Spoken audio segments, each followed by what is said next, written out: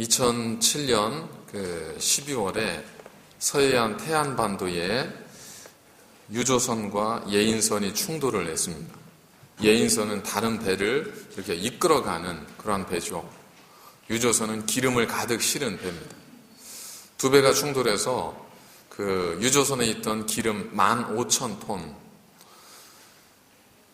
이전에 10년 동안 바다에 사고로 인해서 유출되었던 기름보다 많은 양이 한 번의 사고로 바다에 유출이 되게 됐습니다. 그 일이 있자 이제 바다에 터전을 두고 사는 그 어민들, 그분들의 모든 양식장은 다 기름으로 뒤범벅이 됐고 해안도 다 기름으로 이제 검게 변해버렸습니다. 그래서 전국에서 자원봉사자들이 모여들어서 그 기름으로 뒤덮인 서해안을 계속해서 청소하기 시작합니다. 그래서 몇 달에 걸쳐서 그 서해안을 자갈 하나하나를 들어가면서 바위를 닦으면서 기름을 다 제거를 했습니다. 물론 다 제거는 안 됐죠. 그런데 그때 서해안에 있는 그 기름띠 제거를 위해서 전국에서 모인 자원봉사자의 수가 연인원이 120만 명이었습니다. 120만 명이면 작은 중소도시가 보통 40에서 50만 정도 되니까 보통 중소도시 2개 인원 되는 그 인원이 서해안에 와서 봉사를 한 거죠. 근데 그들이 돈 받고 한 것도 아니고요. 그죠? 자신들이 어민들에게 도움이 되고 바다를 살리기 위해서 자기의 시간을 내고 휴가를 내서 와서 그렇게 바다를 살리는 일에 동참해 주었습니다. 몇 년 전 세월호가 침몰했을 때도 마찬가지였죠. 전국에 수많은 자원봉사자들이 달려왔고 구호물품들이 전답지가 되어서 많은 유가족들에게, 실종자 가족들에게 사랑을 나누었습니다. 잠수사들도 그들도 그 안타까운 마음에 달려와서 자신들의 가진 잠수의 재능을 나누었지 않습니까? 그러다가 한 민간 잠수사가 그만 이제 경무에 시달리다가 결국 끝내 목숨을 잃게 되었습니다. 그 민관홍 잠수사였었는데 그분이 마지막에 그 숨을 거두면서 이제 주변에 있던 다른 잠수사 동료들에게 했던 마지막 말이 뒷일을 부탁한다 였었습니다. 이 이야기가 전해지면서 사람들의 가슴속에 큰 감동의 심금을 울리게 되었습니다. 자원봉사란 말 그대로 어떤 금전적인 대가를 바라지 않고 스스로 원하는 마음으로 참여하는 일 혹은 봉사활동, 이걸 의미합니다. 그러니까 이런 자원봉사자들의 봉사와 헌신의 삶을 통해서 우리 사회는 더 아름다워지고 우리 사회는 더 살만한 가치가 있는 사회가 되어가는 거죠. 그런데 우리가 이렇게 자원하는 마음으로, 기쁜 마음으로 모든 걸 다 할 수 있으면 얼마나 좋겠습니까? 그런데 우리 주변에는 기쁜 마음으로, 자원하는 마음으로 하는 그러한 일들도 있지만 많은 경우에는 우리에게 주어진 직책이나 혹은 부모라고 하는 어떤 책임감, 그리고 나에게 주어진 직분에 대한 사명감, 이러한 것들 때문에 자원하기보다 혹은 기쁜 마음으로 스스로 하기보다 좀 책임감에 의해서 혹은 부담감에 의해서 어떤 일들을 하게 되는 경우들이 참 많지 않습니까? 어떤 면에서 보면 우리가 부모가 되는 것도 자원해서 되기도 했지만 자녀가 생겨서 그들을 돌봐야 되는 부모의 사명 때문에 그들을 키우게 되는 그런 경우들도 있게 되지도 않습니까? 과연 그렇다면 우리가 내가 원하지 않는 일인데 해야만 하는 상황이 되었을 때 과연 우리는 어떻게 해야 하는가? 갈등이 생기잖아요. 내가 원하지 않는데 이걸 억지로 하는 거, 이게 정말 옳은 일일까? 그런 것들을 보는 사람은 그걸 기뻐할까? 하나님은 내가 이렇게 억지로 하는 봉사를 기뻐하실까?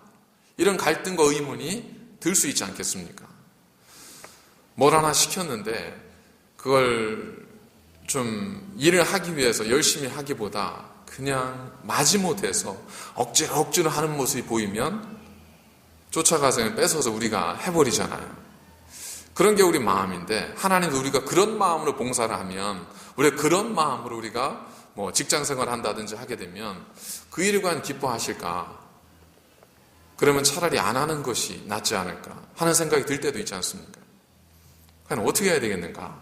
오늘 말씀 우리에게 거기에 대한 one way가 아니라 거기에 대한 하나님의 마음을 살며시 우리에게 열어서 보여주고 계십니다.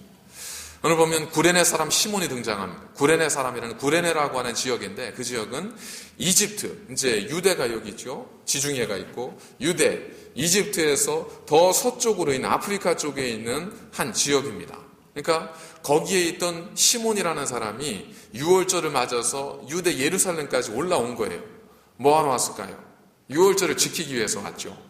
유월절을 지키기 위해서 먼 걸음을 달려온 겁니다. 그러다가 보니까 사람들이 웅성거리고 뭐 큰 난리가 났습니다. 쫓아가 봤더니 한 사람이 온몸이 피로 범벅이 되어진 채 십자가를 지고 이제 걸어가는 거예요. 보통 그 당시에 십자가를 지고 가는 사람들은 대부분 누구예요? 대부분 정치범이나 이런 흉마범, 로마 군인에 의해서 사형의 판결을 받은 그러한 사람들인 경우가 대부분입니다. 그래서 보니까 뭐 사람들이 하는 소리가 막 어떤 분은 울기도 하고 어떤 분은 죽어야 된다고도 하고 막 이런 일이 복잡해요. 그래서 호기심 어린 마음으로 이 시몬도 이렇게 받겠죠. 근데 그 마음으로 예수님을 이렇게 보고 있는데 로마 군인이 부른 겁니다. 너 이리 와 하더니 지금 이 죄인이 도저히 십자가를 지고 갈 형편이 안 되니까 너무 힘들어서 네가 좀 대신 지어 하고 이 시몬에게 십자가를 대신 지게 한 겁니다. 그러니 시몬의 입장에서는 피할 수도 없고 벗어날 수도 없고 어쩔 수 없이 이 십자가를 지고 내가 왜 이걸 져야 되나? 이 수많은 사람들 가운데 왜 내가 눈에 띄어서 내가 왜 십자가를 지게 됐을까? 하면서 원망 어린 마음으로 아마 이 십자가를 지었던 것 같습니다. 그래서 마태복음이나 마가복음을 보면 이 상황을 이렇게 설명합니다. 나가다가 시몬이란 구레네 사람을 만나매 그에게 예수의 십자가를 억지로 지워 가게 하였더라. 그가 십자가를 지었던 것은 예수님이란 분을 보고 그분이 측은해서 좀 도와드릴 마음이 생겨서 그렇게 간 것이 아니에요.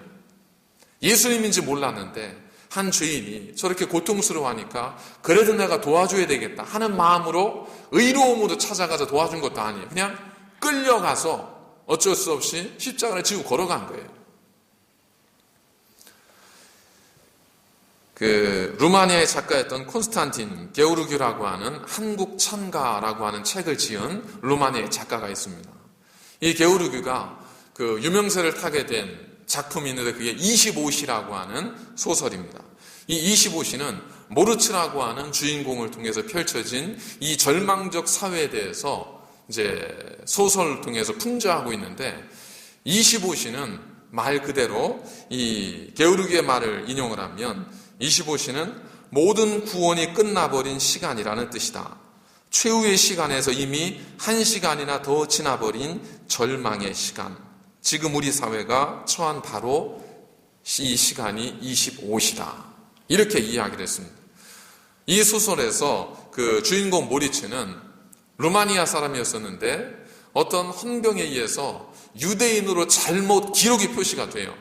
그래서 유대인이라는 이름으로 이 마르치가 잡혀가는 겁니다. 이 모르츠가 잡혀가서 수용소에 끌려가서 죽을 고비를 겪고 그러다 간신히 도망을 쳐서 나와서 난 유대인이 아닙니다 하고 그렇게 이제 사람들에게 그 호소하고 명령을 했는데 마침 그때 어떤 국가적 정책이 보고가 됐냐면 외국인들은 다 잡아들이라 이런 내용이 보고가 된 거예요.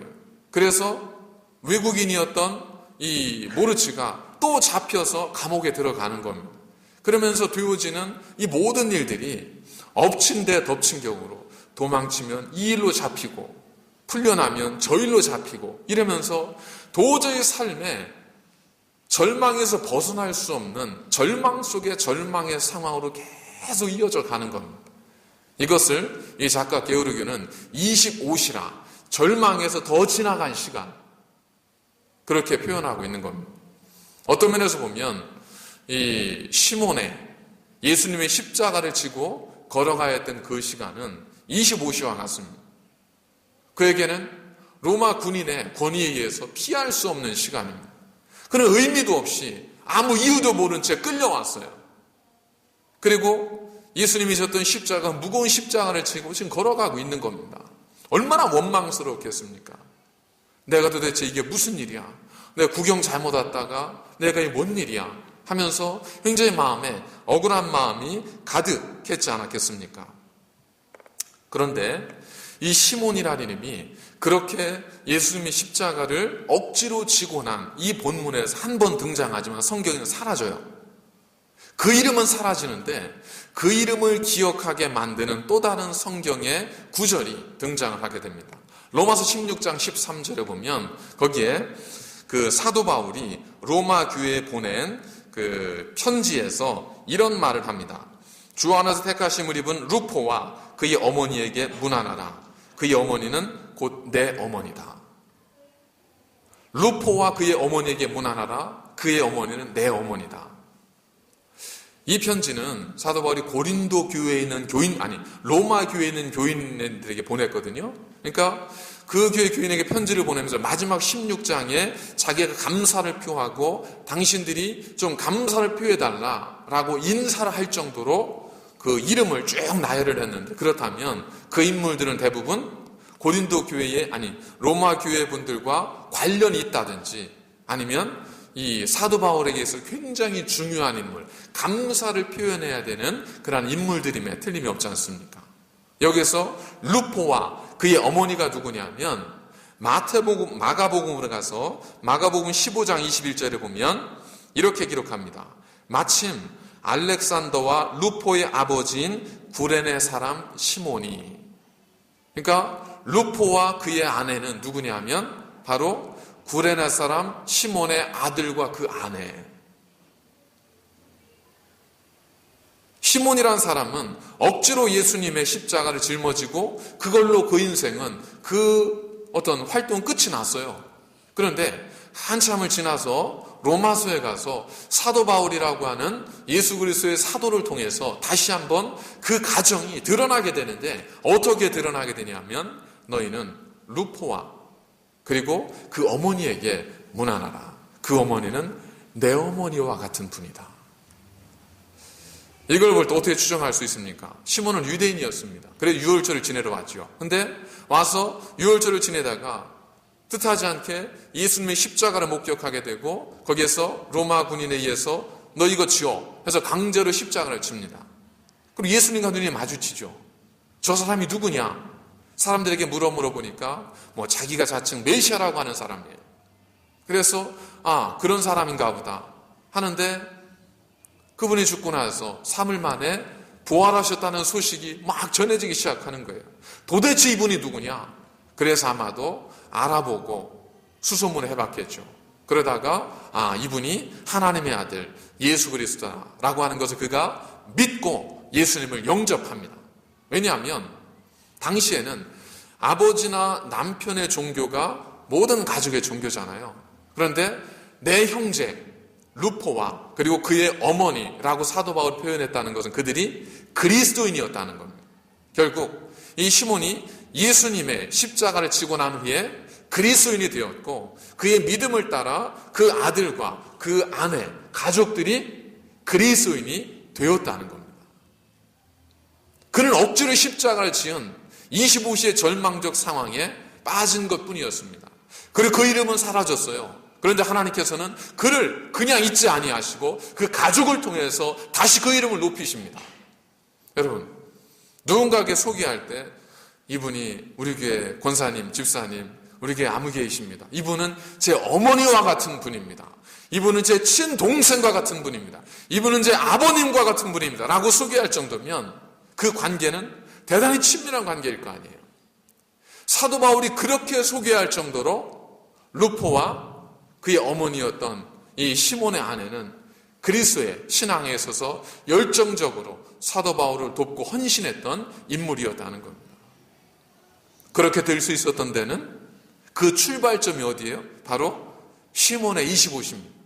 그의 절망적 순간, 그가 임의로 한 것도 아니고 그가 뜻대로 한 것도 아니지만 억지로 십자가를 지었지만 그 순간을 통해서 하나님께서는 그에게 새로운 인생의 문을 열어주셨다는 겁니다.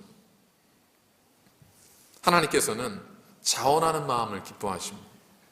그런데 하나님께서는 때로 자원하는 마음이 아니라 억지로 하는 모습을 통해서도 하나님의 뜻을 이루어 가시는 모습을 우리는 성경에서 종종 보게 됩니다.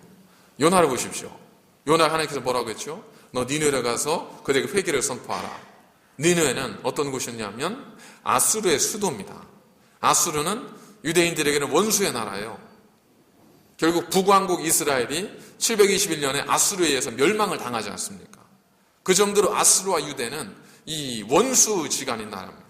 그런데 하나님께서 말씀하시기를 내가 그곳 수도에 가서 그 사람들에게 회개라고 전하라. 그러니 이 요나 입장에서는 아니 저들은 죽어 마땅한 사람들인데 왜 내가 가서 회개를 전합니까? 안 돼요. 저들은 죽어야 돼요. 그러고 니느웨를 안 가고 다시스를 도망가죠. 근데 하나님께서 어떻게 하시죠? 그를 잡아다가 다시 니느웨로 보냈어요. 억지로 배에 타고 니느웨로 갑니다. 왜 억지로 갔을까요? 왜 억지로 갔다고 제가 말할까요? 성경에 보니까 그가 니느웨에 가서 복음을 전하고 회개하라고 전하는데 이틀만 전해요. 근데 니느웨는 아수르라고 하는 제국의 수도예요. 제국의 수도일 정도니 얼마나 그 규모가 컸겠습니까? 그런데 그 수도에 가서 회개하십시오. 이걸 전하는데 한 이틀 걸렸어요. 방방곡곡 다녀서 여기저기 다니면서 전해야 되는데 뭐 계란이 왔어요 하는 것처럼 어쨌든 막 그렇게 했는지 어땠는지 모르지만 그래서 이틀 만에 끝내버렸어요. 열정을 가지고 했겠어요? 아니에요. 얘들은 대충 전하고 죽어 마땅해 이 마음이 가득했다고요. 그런데 어떤 일이 벌어졌습니까? 그가 회개하라고 선포했을 때 놀랍게도 그 성읍에 있는 모든 사람들이 베옷을 입고 금식하며 기도하기 시작합니다. 성경에 보면 그들이 개들에게까지 베옷을 입히고 온 그 아수르에 있는 니느웨에 있는 모든 사람들이 금식을 선포하고 회개하고 기도했다고 기록하고 있습니다. 요나는 억지로 했어요. 정말 대충 해버렸어요. 왜? 그들을 살리고 싶지 않았기 때문에. 그런데 하나님께서는 그러한 요나의 부족한 입술을 통해서 니느웨 성읍에 있는 모든 사람들의 마음에 회개의 마음을 주셨습니다. 느헤미야서 11장에 보면 거기에 느헤미야가 예루살렘 성벽을 재건하고 그 다음에 예루살렘 성을 채우는 장면이 나옵니다. 예루살렘은 성벽이 무너지고 예루살렘 성이 무너졌기 때문에 사람들이 안전하게 거할 수 있는 곳이 못 됐어요. 그래서 사람들이 다 어디로 갔어요? 예루살렘에 살던 사람들이 그 근처에 있는 성에 가서 성벽이 잘 울타리가 쳐져 있는 펜스가 쳐져 있는 곳에 가서 살았다고. 왜? 그래야 안전하게 공격을 받지 않고 사니까. 그런데 이 느헤미야가 가서 예루살렘 성벽을 52일 만에 잘 다시 완성을 시켰습니다. 이제 어떻게 해야 돼요? 예루살렘 하나님의 영광스러운 성읍을 회복시켜야 돼요. 그러면 누가 있어야 돼요? 사람들이 있어야죠. 그래야 그들이 예배도 드리고 그들이 거기서 이것저것 하면서 예루살렘 성읍에 다시 한번 부흥을 꾀할 거 아니에요. 그런데 안타깝게도 아무도 그 성읍에 들어가려고 하지 않습니다. 왜요? 이미 그들은 예루살렘 성읍이 위험한 곳이었기 때문에 각자 다른 성에 가서 자기 집을 만들고 자기 밭을 만들고 자기 살 길을 다 찾았어요. 그들이 자기가 기존에 있는 것들을 버리고 다시 예루살렘 성으로 들어가려면 다시 가서 또 시작해야 돼요. 그럼 내가 지금까지 수고한 거 다 내버려 두고 가야 돼요. 그럼 누가 가고 싶겠어요? 아무도 안 가고 싶죠.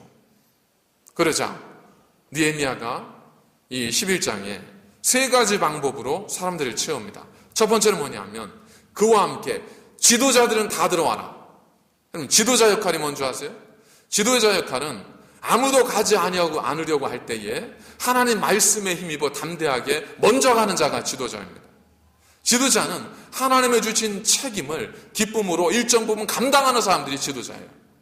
우리 열심히 해봅시다. 아무도 열심히 안 해요. 누가 해야 돼요? 지도자들이 먼저 뛰어 들어가야 돼요. 지도자가 반은 채워놔야 돼요. 그래야 나머지가 채워져요. 그 다음에 어떻게 해요?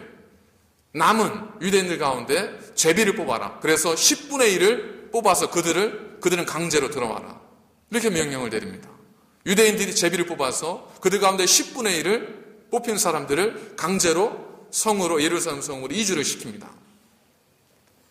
나머지 세 번째는 그들 가운데, 남은 사람들 가운데 자원하는 사람은 들어와라 라고 했어요.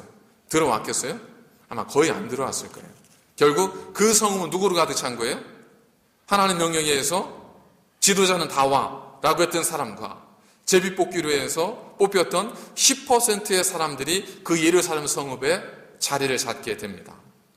그들로부터 자원하는 마음은 아니었고 기쁜 마음으로 달려온 것은 아니었지만 하나님 명령에 억지로지만 순종했던 그들을 통해서 예루살렘 성의 부흥은 시작됩니다. 그리고 성경에는 그때 예루살렘 성에 들어와서 거주했던 사람들의 이름을 한 사람 한 사람을 다 열거합니다. 이게 무슨 의미겠어요? 하나님께서 그들 한 사람 한 사람을 기억한다는 거예요. 하나님께서 그들 한 사람 한 사람의 삶을 기억하고 그들의 하나님께 대한 순종을 잊지 않겠다는 하나님의 마음의 표현입니다. 그리고 그들이 예루살렘의 부흥을 다시 한번 일구어냅니다. 그들은 원에서 온 사람이 아니었습니다. 그들도 바나바처럼 끌려왔던 사람들이었습니다. 근데 그것을 다른 신앙적인 용어로 순종했던 사람들이었죠. 한국의 여성 순교자 중에 최고의 여성 순교자라고 하는 분이 있습니다. 문중경 전도사님이라고 하는 분인데 이분을 기념하는 기념관도 세워져 있습니다. 이분은 신안군 암태도라고 하는 곳에 태어났습니다. 그곳에 태어나서 그가 이제 결혼을 하게 됐는데 예전에 그랬겠지만 이제 중매로 부모 간에 중매로 결혼을 하게 됐습니다. 첫날밤 맞으러 갔어요. 근데 남편도 자기가 중매로 결혼하는 거기 때문에 원하지 않았어요. 그래서 이 남편이 한 번도 보지 못했던 이 신부를 그날 밤에 신혼 첫날 밤에 그냥 버려버립니다. 소박이라고 하죠. 그냥 버렸어요, 남편이. 그러니까 여인은 이 문준경이라고 하는 여인은 그냥 소박한 그 한 가정의 지엄이가 되어서 그곳에서 아내로 살기를 원하는 소박한 마음뿐이었는데 그의 소박한 꿈이 그날 밤 남편의 통보로 인해서 절망의 나락으로 떨어지게 됩니다. 그럼 그 당시에 여자가 그것도 결혼을 했다고 소문은 나고 그날 밤에 남편으로부터 버림을 받으면 뭘 하고 어디 가서 어떻게 살 수 있겠어요? 이거보다도 절망적인 상황이 어디 있겠습니까? 이 문중경이라고 하는 이 처녀가 그런 상황에서 어느 정도 이 시부모님을 모시고 이제 그곳에서 지내다가 안 되겠어서 이제 목포로 나옵니다. 목포로 나왔다 거기에서 한 목사님을 만나서 그 목사님을 통해서 예수님을 영접하게 돼요. 그리고 신학교에 가서 공부를 하고 그가 이제 목회를 위해서 떠나게 됩니다. 이분이 떠난 곳이 어디냐면 증도라고 하는 곳입니다. 증도로 들어가서 거기에서 복음을 전하기 시작하는데 얼마나 열정적으로 복음을 전했냐면 1년에 고무신 9켤레가 닳아서 없어질 정도로 그렇게 열심히 다니면서 복음을 전한 거예요. 이분을 통해서 예수님을 영접한 사람이 아니라 이분을 통해서 예수님을 영접하게 된 사람 가운데 목회자가 30명이 배출이 됐습니다. 그 중에 한 분이 여러분들이 잘 알고 있는 CCC 김중건 목사님, 김중건 총재. 이분이 이 문중경 전사님을 통해서 예수님을 영접하게 된 소년이었습니다. 또 목회상담연구소, 치유목회상담연구소, 예전에 신바람에서 이렇게 TV에도 나오셨던 제 은사이기도 한 정태기 교수님, 이분도 이 문중경 전사님을 통해서 예수님을 영접하게 된 분이에요. 자, 이 여인에게 신혼 첫날 밤 남편으로부터의 버림받음은 25시예요. 원해서 한 것도 아니에요. 자기의 선택에 기회가 있었던 것도 아니에요. 그냥 버림받은 거예요. 평범하게 살기를 원했지만 버림받아서 자기 의지로 살 수 있는 상황이 아니었습니다. 그런데 그 순간에 그가 하나님을 택하고 그 순간에 신앙을 택했을 때 하나님께서 그 인생을 기억하십니다. 그리고 그 인생을 통해서 하나님께서 정말 이와 같은 30명이나 되는 목회자를 배출할 정도로 그의 영향력을 이 땅에 확대해 줍니다.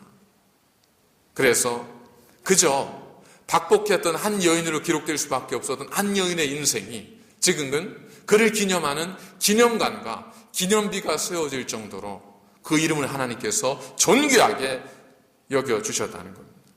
여러분, 때로 우리가 기뻐서 하면 좋겠지만 그러지 못한 일들도 있을 수 있잖아요.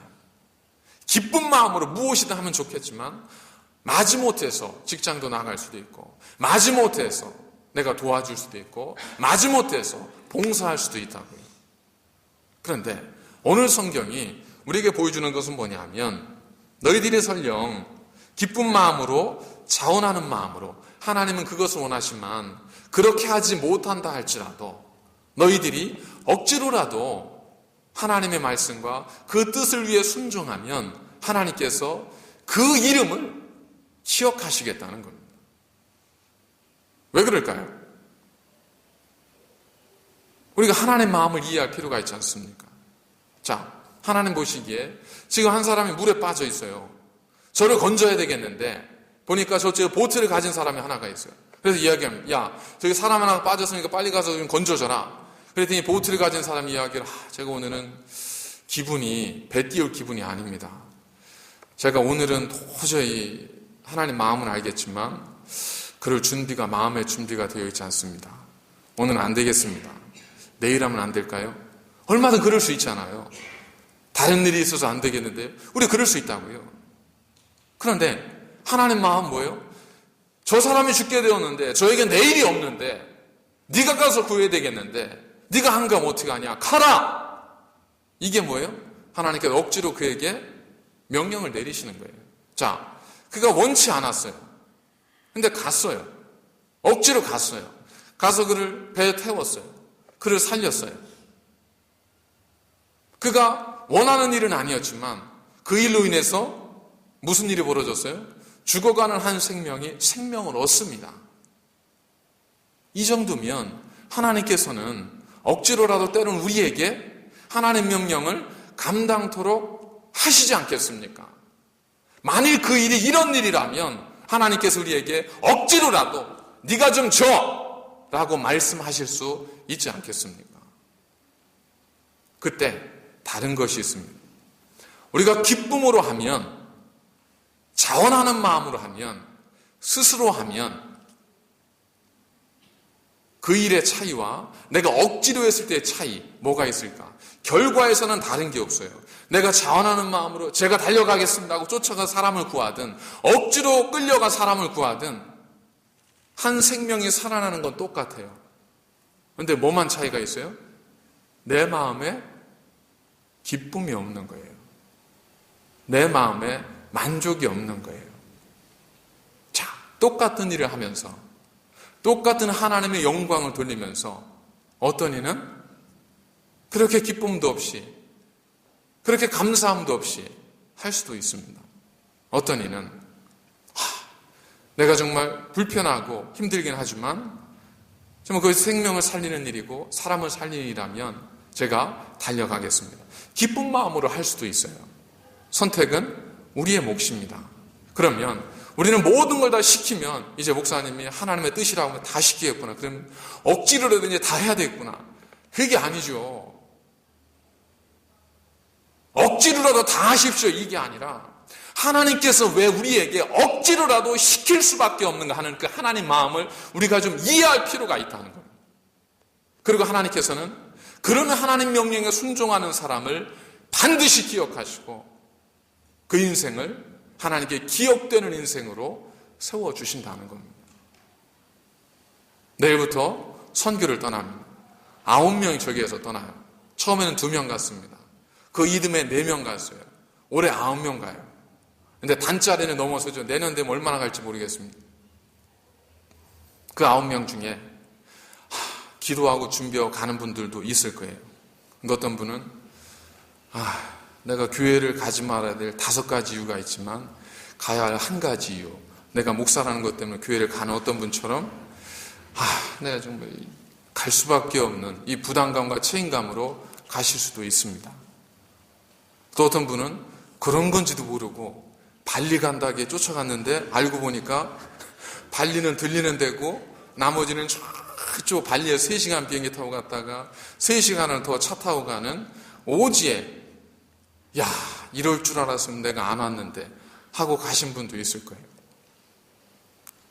그런데 중요한 건 하나님께서는 그가 끌려왔든 그가 자원하는 마음으로 왔든 그 일이 하나님이 기뻐하시는 일이기에 그 일이 하나님께서 우리를 통해서 이루시고자 하는 정말 소중한 영혼을 살리고 그리스도의 사랑을 전하는 일이기에 하나님은 그의 수고와 그의 헌신을 결코 너는 기쁨으로 하지 않았어 라고 모른 척하지 않으신다는 겁니다. 시몬을 주님께서는 눈 마주친 것 한 번밖에 없지만 그 이름을 기억하셔서 그 가정이 사도 바울로부터 존귀하게 칭송받는 가정이 되게 하신 것처럼 하나님께서는 이와 같이 때로 우리가 억지로 주의 일을 감당하고 억지로 어떤 일을 할 수밖에 없지만 그것이 하나님의 기쁨과 하나님이 정말 기뻐하시는 그 일이라면 우리의 수고와 땀은 결국 헛되지 않고 하나님께서는 반드시 기억하실 거라는 겁니다. 여러분, 그러니 너무 억울해하지 마십시오. 너무 왜 나만 힘든 고난이냐고 그렇게 생각하지 마십시오. 보면 다 자원하는 마음으로 하는 게 아닐 수 있습니다. 다 기쁜 마음으로 하는 게 아닐 수 있어요. 그런데 하면서 주님의 주신 힘과 능력 가지고 감당하는 겁니다. 그리고 그렇게 하다 보니까 하나님께서 또 우리를 새롭게 하시고 힘과 능력도 주시는 것이죠. 그러니까 그렇게 생각하시고 억지로 끌려가는 분이 있다면 너무 억울해하지 마세요. 거기에 하나님의 예비된 복이 있습니다. 아마 그 9명이 절대 우리 한국인의 습성은 혼자만 죽지 않습니다. 그 9명이 이제 내년에는 또 누군가를 어쨌든 물고 늘어지려고 할 거예요. 그러면 아마 내년 중에 누군가는 억지로 끌려가는 분이 생길 수도 있습니다. 그러나 미리 말씀드립니다. 여러분, 억지로 하는 순종도 하나님께서 기뻐하십니다. 그 순종을 통해서 하나님의 뜻과 영광이 나타나는 일이라면 하나님은 그의 수고와 땀을 잃지 않으실 겁니다. 기쁨으로 하는 교회가 되기를 원합니다.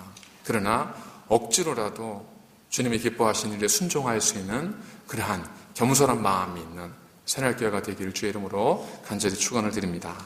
기도하겠습니다. 하나님 감사합니다.